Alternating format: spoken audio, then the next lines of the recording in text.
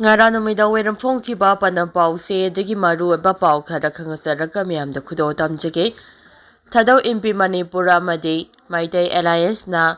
any Kuki tribe scheduled tribe list dagi lauthoknaba taksingkhre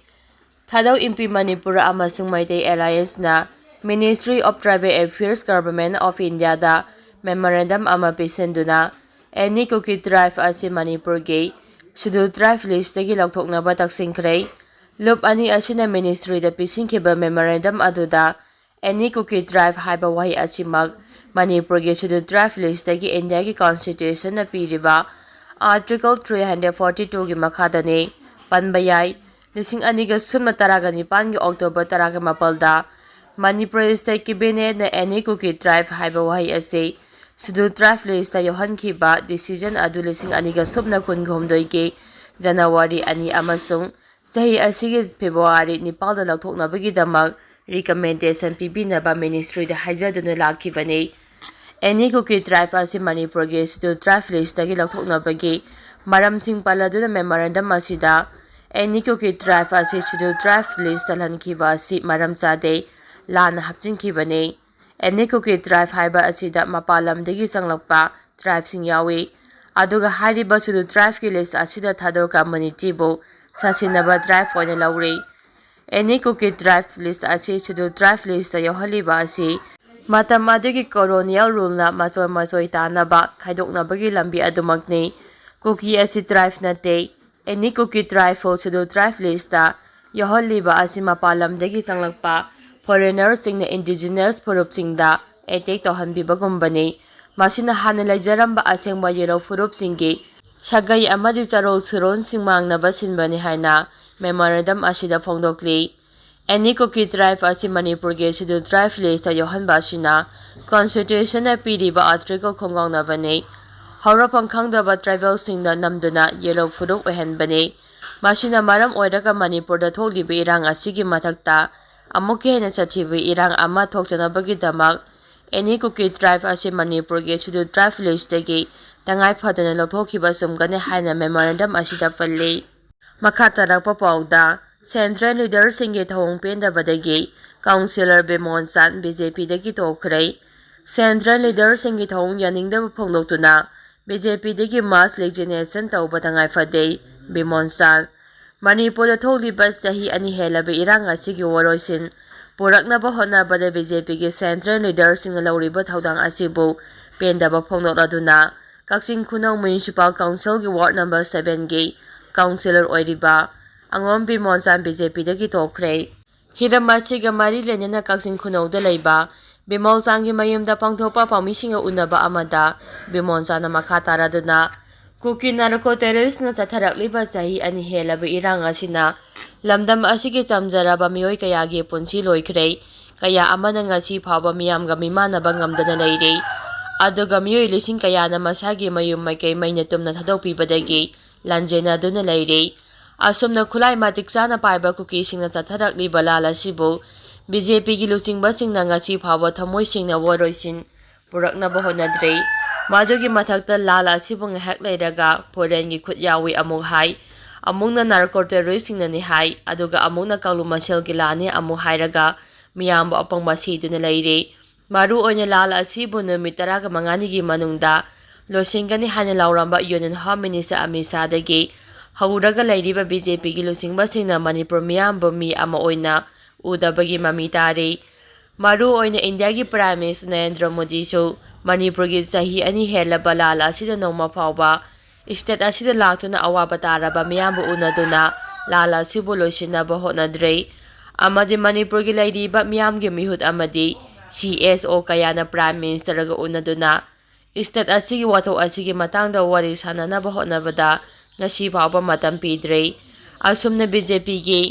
central leader sing asina lamdam asigi miyambu thawai usitaba amadi miyamgi awaba masa khangbidaba mata wasibu yaningdaba phongdokpa oina ngasidagi mahak BJP dagi toknaba phirep asi laurakpane lonina state asida haujik leiriba BJP gi lusingba amadi Thami punamakna su central leader singi thawung asibu yaningdaba phongdokpa oina BJP digi mass resignation tawbagi tangai phadaba leirei maram asina Manipur gi oirakliba phibam asida BJPꯒꯤ ꯊꯧꯃꯤꯁꯤꯡꯅꯁꯨ ꯏꯃꯥ ꯂꯩꯕꯥꯛꯇꯒꯤ ꯄꯥꯔꯇꯤꯅ ꯍꯦꯟꯅ ꯂꯨꯝꯅ ꯂꯧꯕꯒꯤ ꯊꯕꯛ ꯑꯁꯤ ꯇꯣꯛꯂꯁꯤ ꯍꯥꯏꯈꯤ꯫ ꯃꯈꯥ ꯇꯥꯔꯛꯄ ꯄꯥꯎꯗ ꯃꯤꯑꯣꯏ 18 ꯅꯧꯅ ꯀꯣꯚꯤꯗ ꯄꯣꯖꯤꯇꯤꯚ ꯑꯣꯏꯔꯦ꯫ ꯍꯧꯈꯤꯕ ꯄꯨꯡ 24 ꯑꯁꯤꯗ ꯃꯅꯤꯄꯨꯔꯗ ꯅꯧꯅ ꯃꯤꯑꯣꯏ 18 ꯀꯣꯚꯤꯗ-19 ꯄꯣꯖꯤꯇꯤꯚ ꯑꯣꯏꯗꯨꯅ ꯑꯄꯨꯟꯕ ꯀꯣꯚꯤꯗ ꯀꯦꯁ 189 ꯁꯨꯈ꯭ꯔꯦ꯫ ꯅꯧꯅ ꯀꯣꯚꯤꯗ ꯄꯣꯖꯤꯇꯤꯚ ꯑꯣꯏꯔꯕꯁꯤꯡ ꯑꯗꯨꯗꯤ ꯏꯝꯐꯥꯜ ꯏꯁꯇ 4 ꯑꯃꯗꯤ ꯏꯝꯐꯥꯜ ꯋꯦꯁꯇ 4ꯅꯤ꯫ ꯍꯧꯈꯤꯕ ꯄꯨꯡ 24 ꯑꯁꯤꯗ ꯂꯥꯏꯆꯠ ꯑꯁꯤꯗꯒꯤ ꯐꯗꯨꯅ ꯃꯤꯑꯣꯏ 5 ꯗꯤꯁꯆꯥꯔꯖ ꯇꯧꯈꯤ꯫ ꯍꯧꯖꯤꯛ ꯐꯥꯎꯕ ꯀꯣꯚꯤꯗ ꯑꯦꯛꯇꯤꯚ ꯀꯦꯁ 197 ꯂꯩꯔꯤ꯫ ꯃꯁꯤꯒꯤ ꯃꯅꯨꯡꯗ ꯃꯤꯑꯣꯏ 130 ꯍꯣꯝ ꯑꯥꯏꯁꯣꯂꯦꯁꯟꯗ ꯂꯩꯔꯤ꯫ ꯑꯃꯔꯣꯝꯗ ꯉꯁꯤ ꯅꯧꯅ ꯄꯣꯖꯤꯇꯤꯚ ꯑꯣꯏꯔꯕꯁꯤꯡꯒꯤ ꯃꯅꯨꯡꯗ ꯆꯍꯤ 5ꯒꯤ ꯑꯉꯥꯡ ꯑꯃꯒ ꯆꯍꯤ 18ꯒꯤ ꯑꯉꯥꯡ ꯑꯃꯒ ꯌꯥꯎꯔꯤ꯫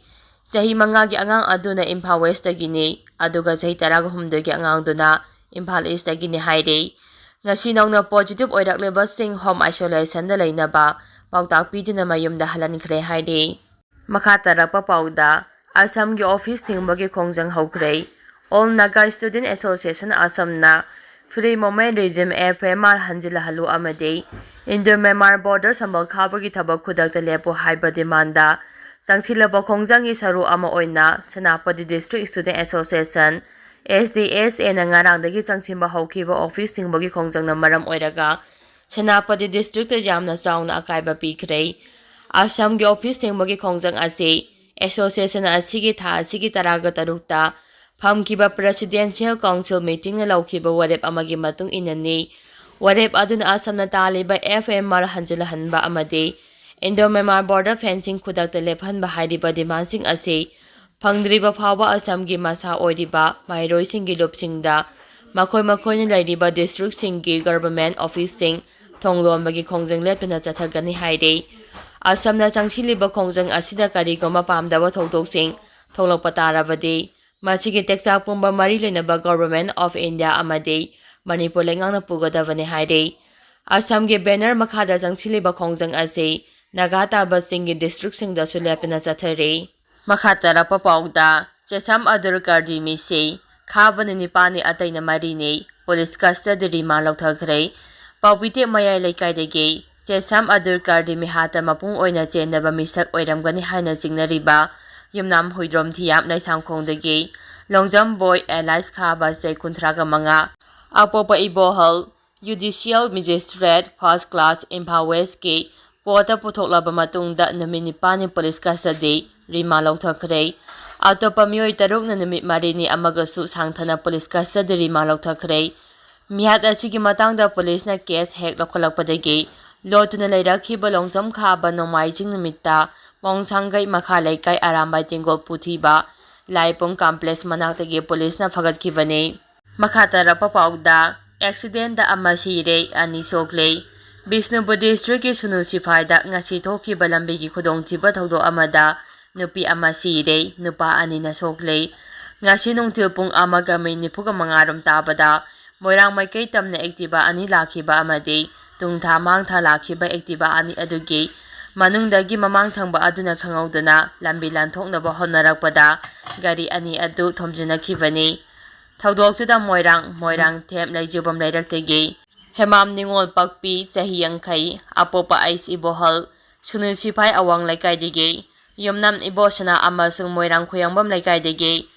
ꯑꯖꯤꯠ ꯃꯣꯏꯔꯥꯡꯊꯦꯝ ꯁꯣꯛꯈꯤ꯫ ꯊꯣꯝꯖꯤꯟꯅꯕ ꯑꯗꯨꯗ ꯄꯛꯄꯤ ꯐꯤꯚꯝ ꯊꯤꯅ ꯁꯣꯛꯄꯗꯒꯤ ꯗꯤꯁꯇ꯭ꯔꯤꯛꯠ ꯍꯣꯁꯄꯤꯇꯥꯜ ꯕꯤꯁꯅꯨꯄꯨꯔꯗ ꯂꯩꯀꯠꯅꯈꯤ꯫ ꯑꯗꯨꯕꯨ ꯑꯁꯣꯛꯄ ꯑꯗꯨꯅ ꯅꯨꯡꯊꯤꯜ ꯄꯨꯡ 2:82 ꯔꯣꯝ ꯇꯥꯕꯗ ꯂꯩꯈꯤꯗ꯭ꯔꯦ ꯍꯥꯏꯔꯤ꯫